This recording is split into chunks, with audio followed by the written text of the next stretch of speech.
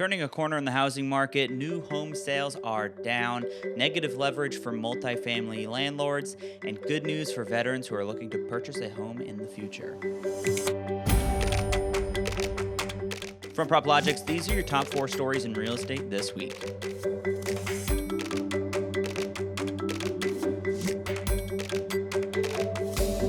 We're turning a corner in the housing market as home sellers continue to list their homes at sky-high prices and not getting it.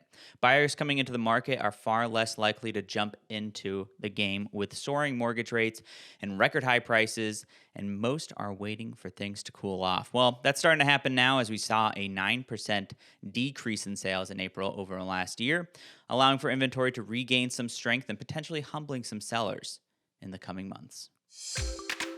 As new construction home prices skyrocket, sales of these homes were actually down almost 17% in April compared to March and 27% compared to April of 2021.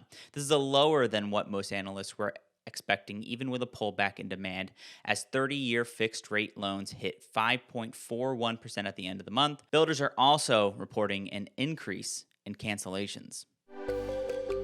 Landlords of multifamily buildings have typically been successful in selling off their properties in the past, but the rise in interest rates have caused these landlords to experience negative leverage.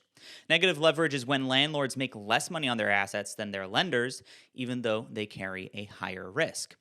Despite all of this, not many are expecting an increase in defaults since investors are carrying less debt than they did in 2008, and the appeal of stable multifamily assets are still an attractive investment. Today, when purchasing a home with a VA loan, the appraisal is required to be done in-house by the Department of Veteran Affairs, which creates friction for veterans who are trying to compete in a housing market as hot as the one today.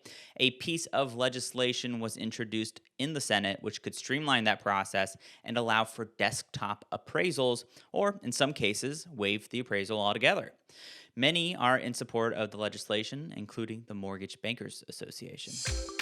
That's it for 4 stories. Real estate news doesn't end here. Follow PropLogix on social media. Subscribe to the show on any of your favorite podcast platforms. Watch behind-the-scenes footage on YouTube. And shoot us an email at 4.stories@proplogix.com and let us know what you think about the show. I'll see you next week.